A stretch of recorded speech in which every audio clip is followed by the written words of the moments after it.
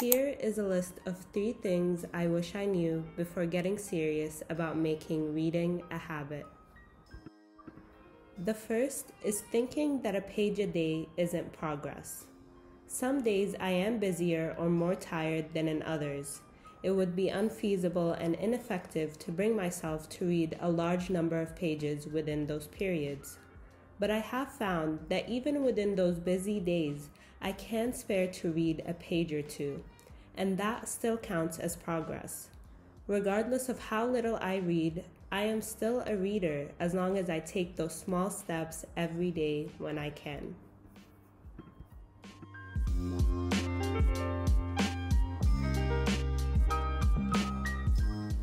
The second thing I wish I knew is that to build the habit of reading, I had to pick up a book I wanted to read, rather than a book I thought I should read.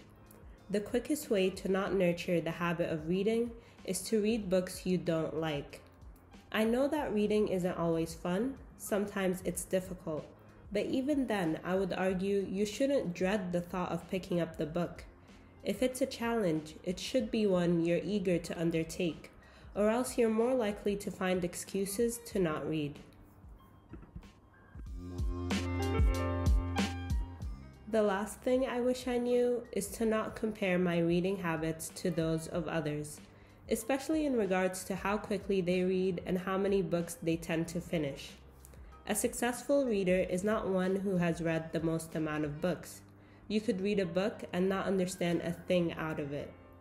Rather than measuring your success as a reader with things such as the number of books you managed to get through, measure it by things like the level of enjoyment you got reading it, how thought-provoking the book was, the number of new ideas you got introduced to, and all the characters you fell in love with.